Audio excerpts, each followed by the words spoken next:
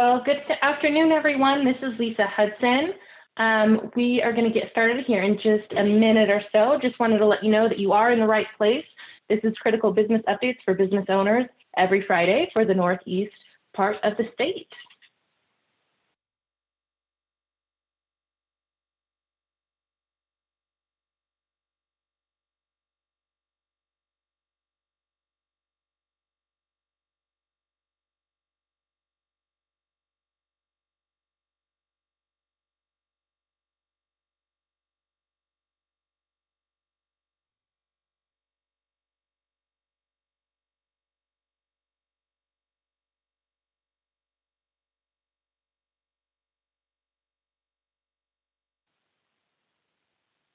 All right, let's go ahead and get started. Again, welcome to Critical Business Updates for Business Owners every Friday at 3 p.m. for the Northeast part of the state of Colorado. We're here to provide critical resource updates for business owners, and we've got some really great partners. This week, our focus will be for those hemp farmers out there. So let's go ahead and go to the next slide, please.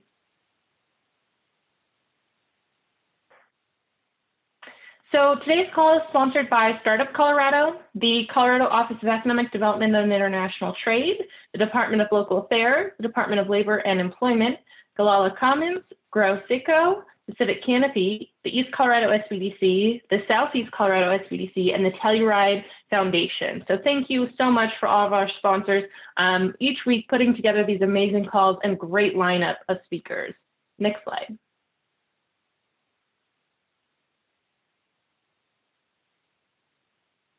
All right, so the agenda today looks just as you see on your slide there. We've got the welcome from me, check. Next, we've got Reopening Colorado. Brad Feld will do a introduction to that for us, and then we're gonna jump into hemp. This week's topic is called Hemp Forward. It's the stimulus update and preparation. We've got David Bush, Jim Marty, Jen Negley from East Coast SBDC, and Bethleen McCall. And then after that, we're gonna do a Q&A and wrap up. So why don't we go ahead and jump in? I think we'll start with that next slide. And I'd like to welcome Brad Feld. He's a member of the Governor's Economic Recovery and Growth Council, chair of Innovation Response Volunteers, partner of the Foundry Group, and co-founder of Techstars. So Brad, I'm gonna go ahead and turn it over to you. Thanks, and thanks for having me. I know you're gonna have a bunch of specifics on the latter part of this call. So I'm going to spend 10 minutes or so just sort of at a general high level talking about some of the dynamics of dealing with the COVID crisis and some of my thoughts about how to think about it. I want to start with the notion that we're really dealing with three crises, not one. The first crisis is a health crisis. And it's a health crisis that's unlike anything any of us have seen in our lives, both in terms of the dynamics around the pandemic globally, as well as obviously in Colorado, but also the challenges associated with dealing with the disease itself. That health crisis has triggered an economic crisis. And it's an economic crisis as severe as any economic crisis I've known. I'm in my mid-50s, so I can trace back to the 1987 stock market crash that was 25% that triggered a multi-year recession in the US. And having lived through a number and been in business through a number of crises, including the collapse of the internet and telecom bubble, and then an ensuing crisis that was a result of a bunch of corporate fraud, as well as the global financial crisis, 2007 to 2009, this is an extremely challenging economic crisis. However, it's very complicated because in the absence of the health crisis, it's unlikely we'd be having an economic crisis. While there's plenty of inequity in our world and our society and our economy globally, the overall economic health of Colorado, of the US, and of the world was very strong prior to the COVID crisis. So the health crisis triggered the economic crisis, and that is triggering a third crisis, which is starting to be talked about, which is a mental health crisis. As humans, we're not used to being in our houses 7 days a week, 24 hours a day. We're under immense stress on many, many dimensions in our lives. whether those stresses are health, economic, environmental, situational. Many people already are under incredible stress independent of these crises, and this just adds to it. So these three crises are interlinked and interdependent. And understanding that they're all three going on at the same time is important. We're dealing with what is a very complex system where there are an incredible number of things that are changing in real time. And as these things change in real time, whenever somebody does something, it has an impact in a certain way on something else, which then becomes an input into something that then has an impact on something else. So this complex system and these interdependencies make it very, very difficult to actually understand what the right things to do at any moment in time are. And it also causes the right thing to be something that changes rapidly based on all of the new inputs from these rapidly evolving systems. Against the backdrop of that, I personally, in the last 5 or 6 weeks, have experienced an amazing engagement by the private sector across Colorado. There's a phrase that I've started to hear, which I love, which is Coloradans helping Coloradans. My wife, Amy, and I have lived here for 25 years, and watching and being involved in some things that are going on in other parts of the U.S. I'm extremely proud to be a Coloradan in this moment. I also have seen and experienced the willingness of the public sector to work with the private sector and vice versa, to be able to figure out our way through and navigate our way through this crisis. I think it's critically important that we work together and we collaborate in lots of different ways. There are lots of things that the public sector does that they're very good at. There are many, many things that the private sector does that they're very good at. There's lots of places where these things overlap. And one of the challenges in a crisis is when people start to become oppositional and they start to focus on, this is good for me, but bad for you, or I don't understand what you're doing or why you're doing it. And I've been really pleased, again, with the ability of both the public sector and the private sector to focus on collaborating in this environment. And that collaboration is not just with the state of Colorado, but at a county level and a city level across all the different constituencies. There's a lot of examples of things that are coming out of this collaboration as we shift from this crisis that we've had for the last 4 or 5 weeks, where we were incredibly concerned about the health crisis overwhelming our hospital system. And while that's still a risk, the stay-at-home order has diminished the short-term nature of that risk and has slowed the spread of the disease. However, it's super important to realize that it didn't solve the disease state. It didn't solve the crisis at all. It simply allowed our health system, both public and private, to get ahead of the actual disease state that we had to deal with. In the context of that, many of these initiatives that have been thought about, talked about, worked on in very rapid order are starting to emerge as we shift, and in the words that Jared used recently in one of his daily press conferences, was the shift from a sprint to a marathon. Right? We had this very, very aggressive short-term sprint that resulted in huge dislocation of many things, including the way we lived our lives day by day. We're now shifting into a marathon where we are now having to deal with COVID, the disease, the implications of it, the economic fallout from it, and in a way where we don't automatically just get to go back to where we were in January or February, but instead we're going to be in an environment that has a gradual lessening of the constraints, while at the same time being very aware of the cause and effect that has on the expansion or not of the disease. So remember, like, all of these pieces are interwoven. An example of things the private sector is rallying around very quickly to address this in a functional way is something that many of you may be familiar with at this point in terms of the PPP loans, where the federal government is issuing these payroll protection loans to businesses. However, a number of people in the private sector identified that there were quite a few companies in Colorado, the very small companies, many of them under 25 employees, some of them sole proprietorships, Many of them that are companies that sort of run into the standard inequities in terms of different dynamics in the state. It could be that their businesses aren't ones that can apply for the PPP loans because of the type of business. They might not have banking relationships with 7A lenders. They might not have access to it. They might not have the experience or mentors or partners to be able to help them apply for these loans. And as a result, there's something that's going to be formally launched on May 5th called the Energize Colorado Gap Fund. And in this, the dynamic around this, what you've got is a fund that'll be a $25 million to $50 million fund that'll give out a lot of very small loans, $10,000 loans, but to these very small businesses, where those loans themselves can have a huge short-term impact today on those types of companies. There's a long list of other types of initiatives like this that are coming and that will be launched daily, probably over the next couple of months. They'll evolve and change as we learn more about what's needed and as different people, especially on the private sector side, but with support and coordination on the public sector side, figure out how best to re-energize and reopen Colorado in a significant way. It's important, however, to recognize that like entrepreneurship and like the creation and evolution of any small business, many mistakes will be made.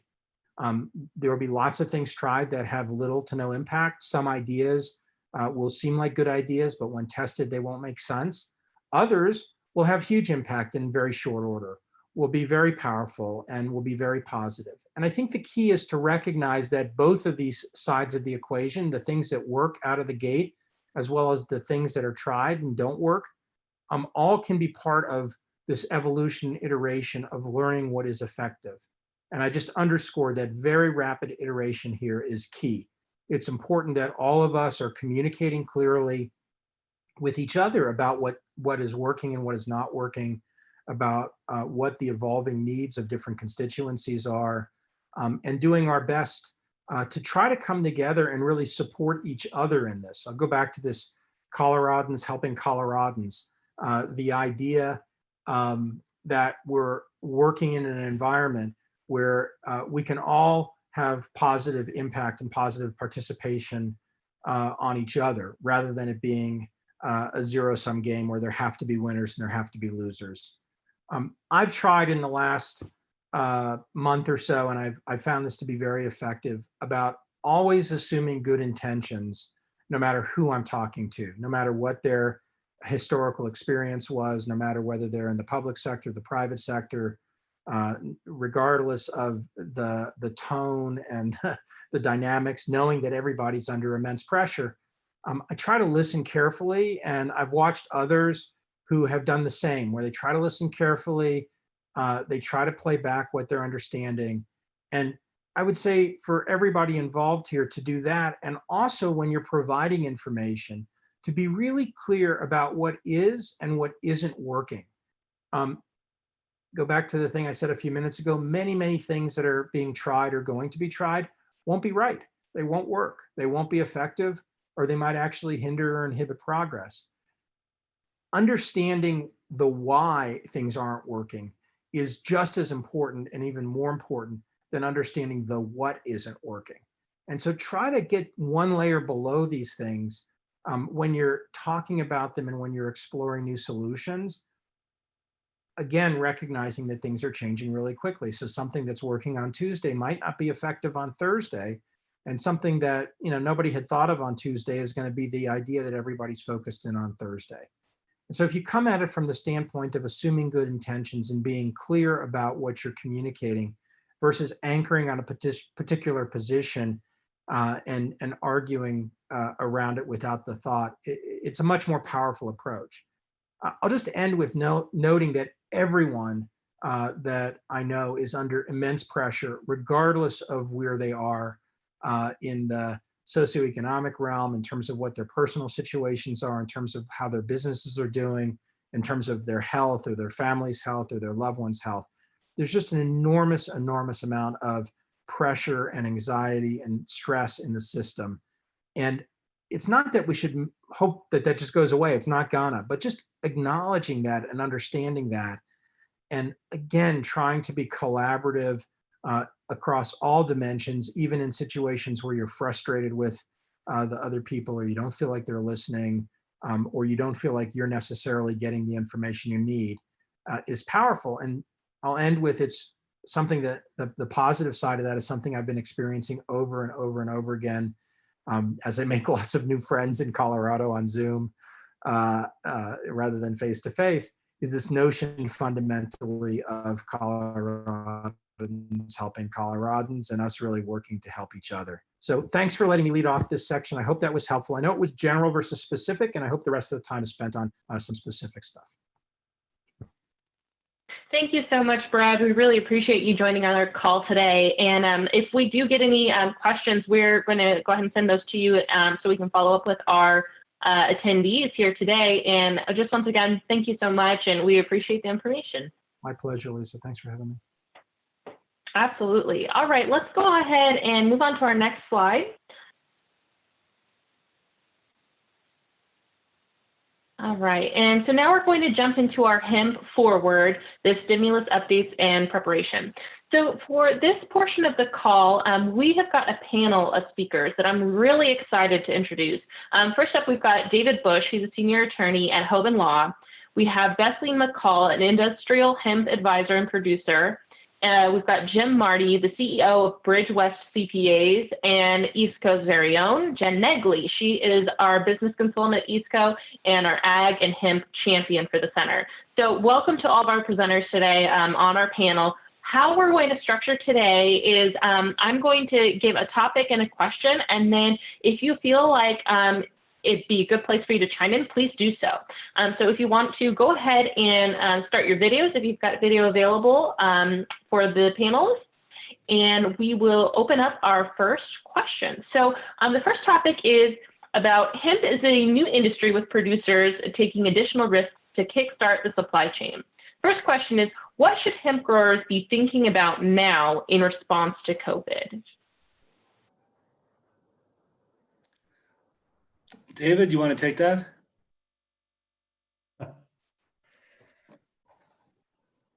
Well, I think that the first thing to be aware of is that benefits are available right now. It's not like marijuana where there's still a federal illegality that we haven't worked through. I do have clients in the hemp industry that have successfully gotten paycheck protection loans, just like any other business. And so all I can say is that anyone in the hemp space shouldn't hesitate if they need to apply for government benefits to do so, that they're out there. Yes, I agree with that, David. If you're a THC cannabis company, the SBA has guidelines prohibiting PPP, paycheck protection, and economic disaster loans from going to businesses that are federally illegal. Hemp is no longer federally illegal. I'm not a lawyer, I'm an accountant. It's been taken off of Schedule 1. So report from the trenches is that, yes, I know some of our CBD hemp farmer clients have gotten the paycheck protection loan. Others, though, in the hemp industry have been denied. And the hang up seems to be with the banks. So if your bank will accept your application and go to bat for you, there's a good chance you'll get the paycheck protection loan. If your bank is hesitant to deal with hemp or a loan, a small business application for a hemp company, that's where the hemp applications seem to be getting hung up, that the banks are very busy and they don't want to deal with something that might be questionable, like, are you a hemp client? Are you a THC client? It's very hard to tell the difference sometime if you're not sophisticated and knowledgeable of our industries. So those you should get. I was on a phone call earlier today with a group in Washington, DC, and it appears that the hemp industry has been specifically included in the extension of the Paycheck Protection Program that President Trump signed today. I've been very busy today, so I haven't checked the news, but that was an update I got this morning from my group in Washington, DC. Another significant benefit to everyone, and this would include even marijuana companies, is the deferral of the 6.2% Social Security match. So if your companies have payroll, that's a program you can take advantage of yourself by simply reducing the amount of your federal tax deposit for payroll. And that will all be reported on the second quarter, 941, where you report your payroll tax withholdings and deposits.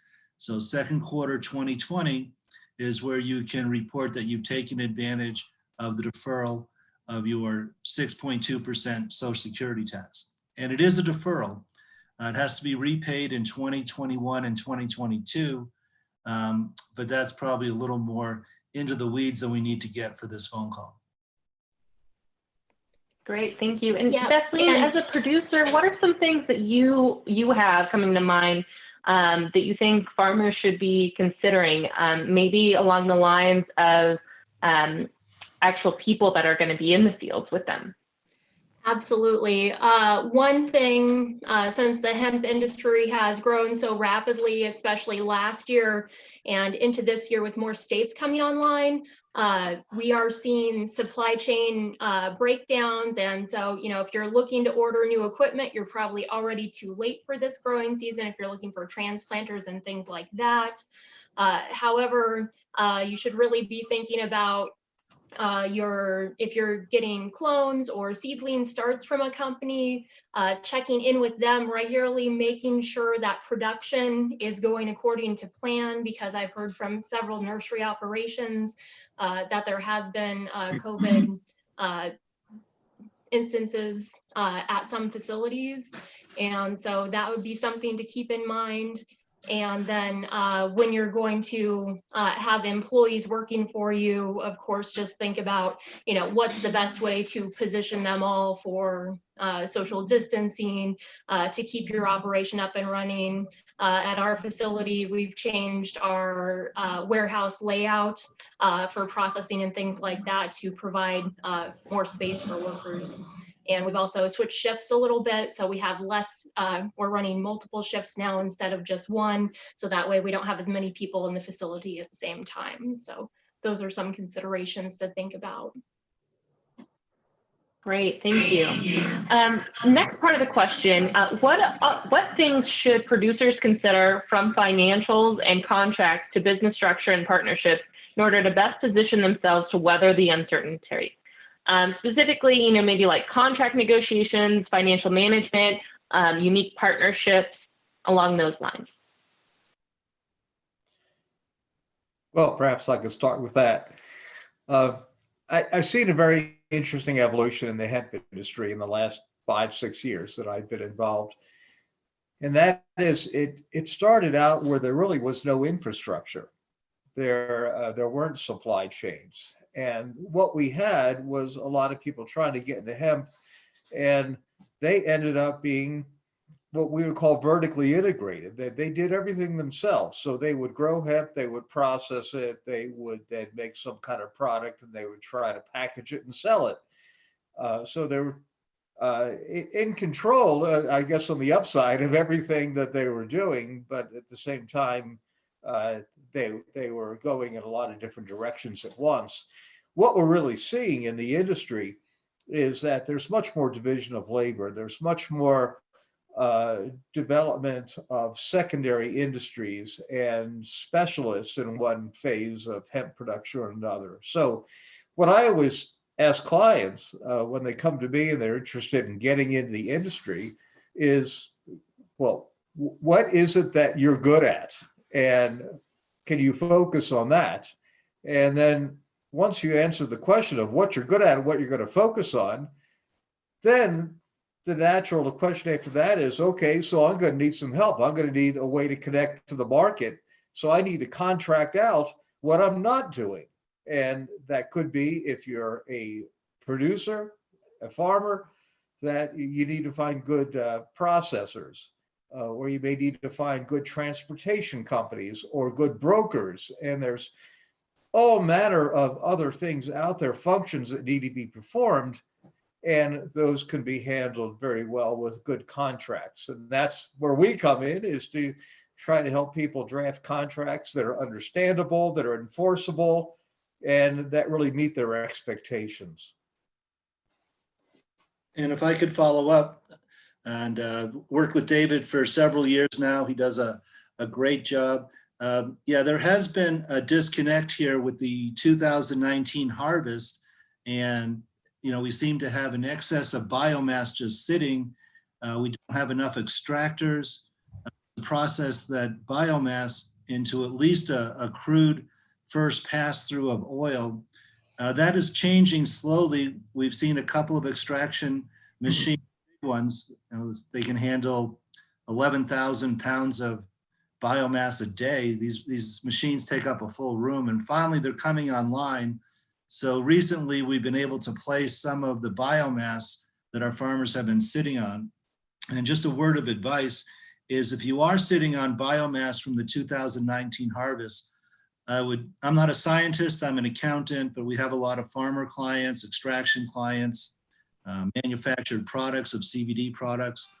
Go ahead and get your, excuse me, sorry, I should have been on mute.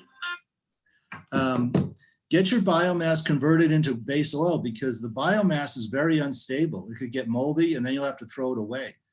I know it's expensive and you probably already got a lot of money into your 2019 crop, but try to go that extra step and convert that biomass into at least a first pass through and get that done.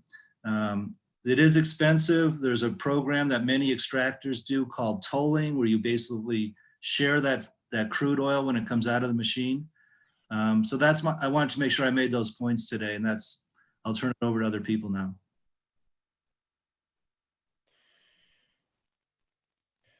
All right, thank you.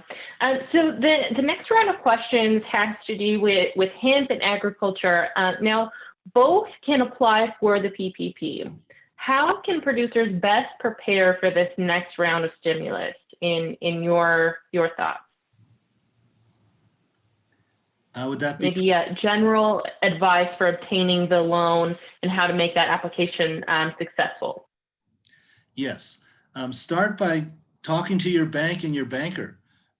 Make sure they understand your business, that you're in the hemp business, that you are eligible for these loans, and make sure that they don't have any hangups with submitting that application for you.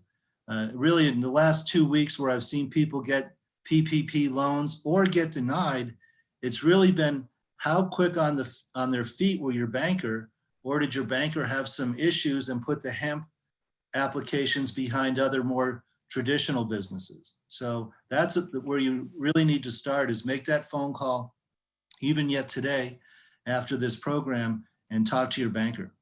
David, do you have a comment? Well, yeah, I would just say that we're here for a reason.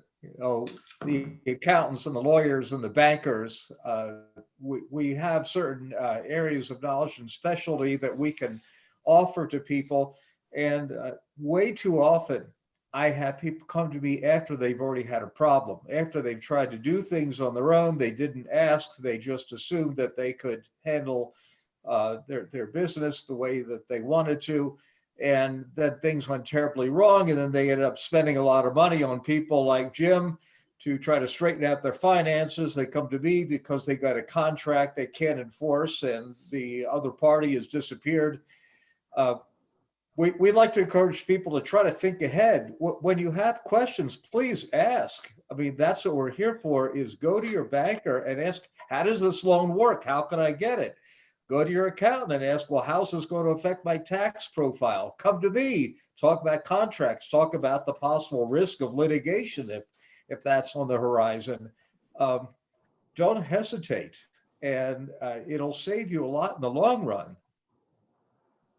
Yeah, I'd like to chime in on this also. So I serve as president of the Colorado Hemp Industries Association. And shortly after the PPP program was developed, we heard from numerous members, both farm members as well as extractors, food manufacturers, that they were denied. So I reached out to the SBDC, and Jen was amazing with getting us guidance right away. And they've actually designated a specific person to answer financial institutions' questions related to hemp and CBD businesses. And so that's been very helpful, and it's actually helped get a couple of appeals passed through. And on the Colorado Hemp Industries Association website, thecohia.org, we have an application toolkit, and it has the guidance that was put out from SBDC back in August of last year that says hemp is to be treated through SBDC funding like any other. And then we have that contact information, and we also have a few lenders that are open to taking new hemp clients that understand the industry for those who just have a bank but don't really have a lending relationship yet. Great. And Jen, do you have any clients, maybe they're going through this, any advice that you'd like to chime in?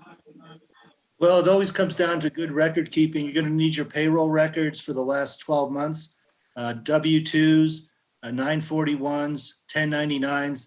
I might be talking a foreign language to some folks, but people who have been in business for a while probably know what those forms are. That's what you really need to have to fill out the application.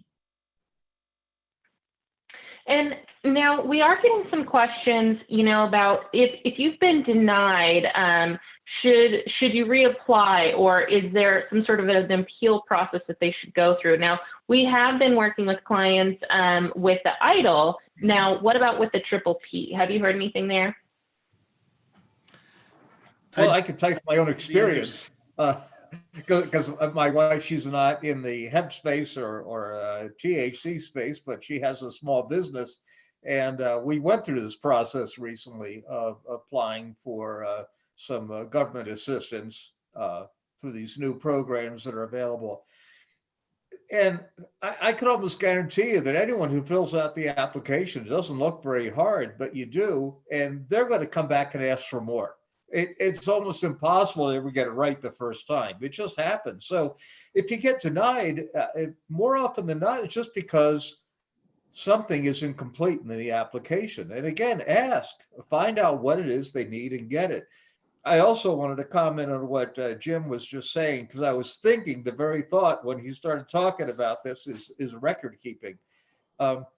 So much of what has to be done, and so many reasons that people may stumble when they're trying to apply for loans and other assistance, are all of the records that are required. I mean, that's far more comprehensive than the applications themselves. They want tax returns, they want financial statements, they want payroll information. It goes on and on and on. And I can't emphasize how important it is for every business to keep good records, keep them in a place you can find them, keep them in a way that makes sense to you, that you understand what you got. So when someone asks for it, you can give it to them. Those are all just kind of very general, basic things about business that will end up saving so much headache and money if it's just done right. And now we're finding all kinds of needs for that sort of information. And if I could chime in, we've been talking a lot about the Paycheck Protection Program. Many farmers, hemp farmers and other people in the agricultural industry do not have W-2 employees. They might be doing crop sharing. They might be doing an exchange with their landlord. For those of you who do not have W-2 payroll, I would encourage you to look at the Economic Disaster Loan Program. It's not as fast as the Paycheck Protection Program, where they're basically shoveling out money every week right now. The feedback I've gotten on the economic disaster loans is that's going to be more of a 30-day till funding from the time you submit your application. So if you don't have payroll, then look at the Economic Disaster Loan Program. Great feedback. Now, this next question. No, it does not. It is a loan. There is the advanced portion, which is a grant, but the Int'l, that is a loan. It's pretty low interest, though, a couple percentage points.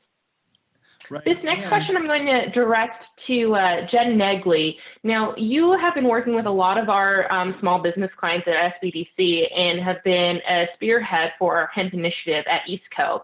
Can you talk to us a little bit about maybe what lenders that you know of that are let's say, hemp friendly?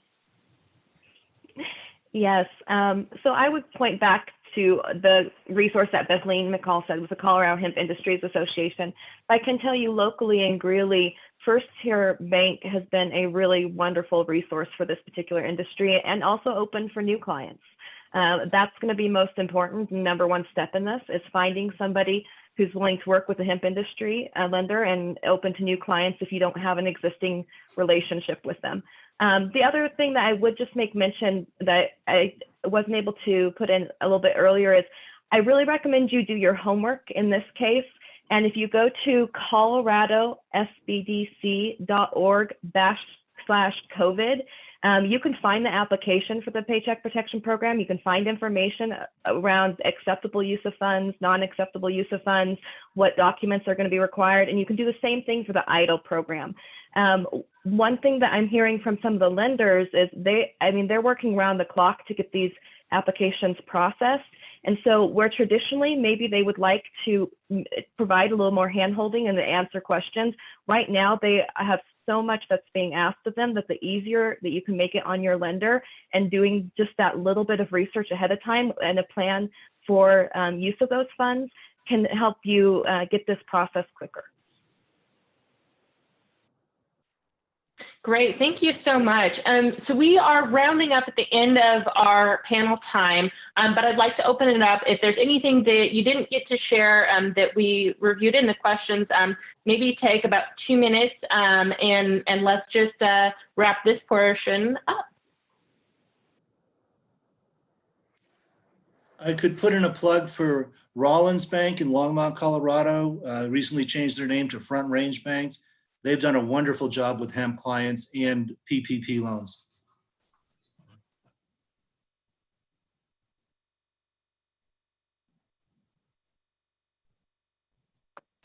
Yeah, 2 other resources for lending opportunities is Farm Bureau Bank is taking new clients right now if you become a Farm Bureau member as well. And then First Farm Bank out of Northeast Colorado has also been pretty good with the hemp industry.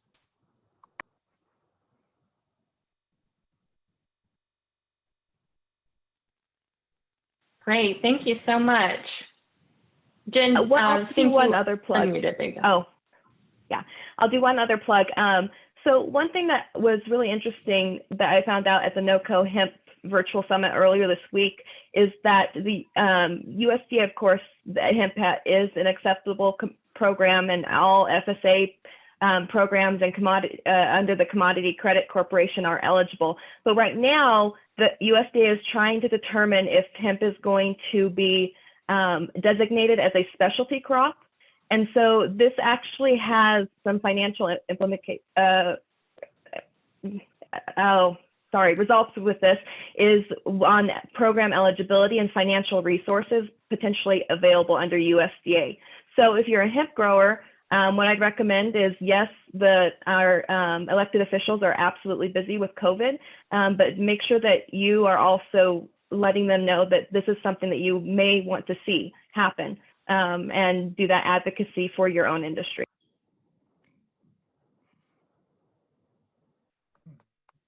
Absolutely. And to add on to that, Jen, tomorrow FSA is going to be doing a listening session as well, talking about how they're going to plan on rolling out those USDA programs in Colorado. And one of our concerns being Colorado hemp producer is that Colorado is still under the 2014 Farm Bill. And to date, we've been left out of basically all of the NRCS programs and access to assistance because they're saying since we use commercial registrations that were not Farm Bill compliant. And so that's something that the Colorado Hemp Industries Association has been advocating for. But we were very pleased to hear that Secretary Perdue in his address last week, Brian Ulmer of the Barn Media actually asked him, what about inclusion of hemp producers? And from his mouth, he said that if we can show damage, that we should be eligible for programs. And so hopefully that will help as well as they work through the details. Great. Thank you so much to David, Bethleen, Jim, and Jen for joining us this afternoon.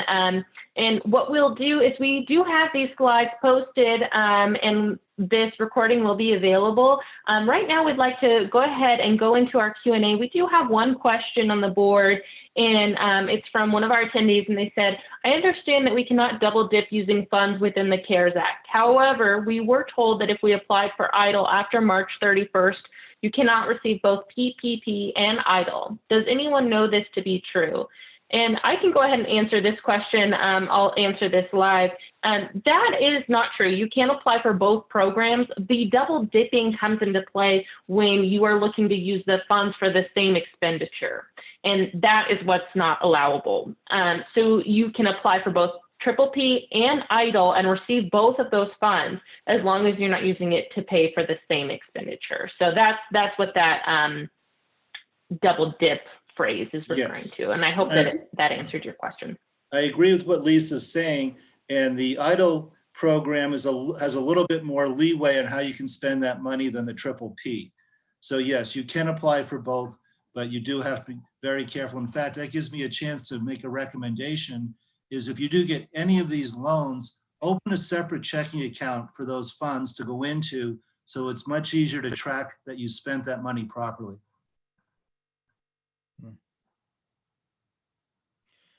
Yeah, and that's a great idea to track your expenses. So the America Small Business Development Center has released an Excel sheet that's helping a lot of small businesses track those expenditures, and that way you can maximize your forgiveness. And yes, you hit the nail on the head, that 75% on payroll for sure.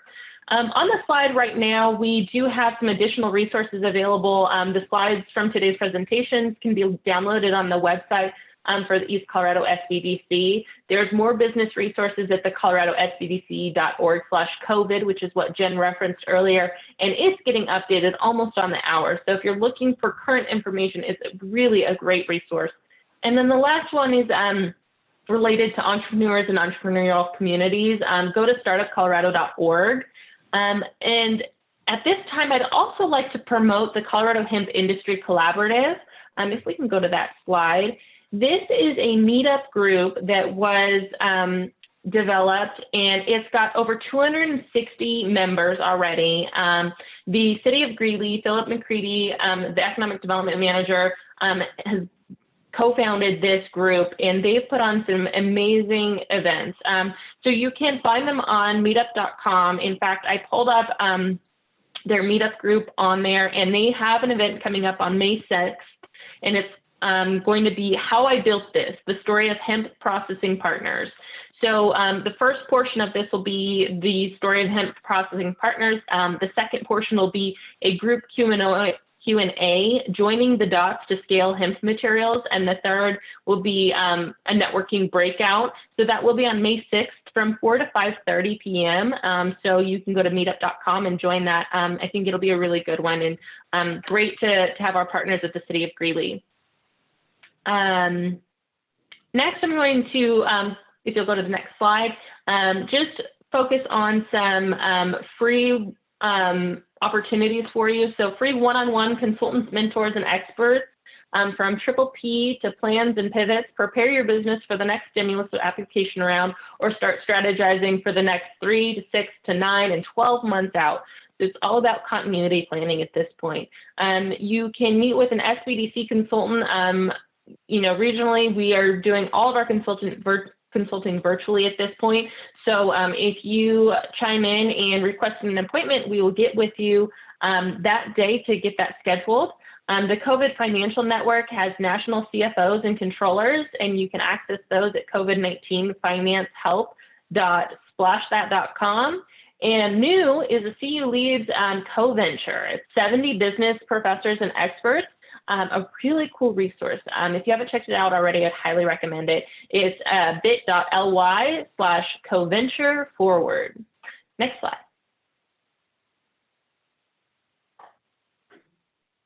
And next one. All right. Without seeing any more questions in our chat box, I'm going to go ahead and end today. at 3:45 on the dot. I really appreciate all of our panelists and speakers being on the call with us today. And if you have any follow-up questions, please let us know. Contact us at info@eastcoloradosbbc.com. Connect with us on social, check out our website, and really look forward to seeing you all next week, every Friday at 3 p.m. Thanks for tuning in.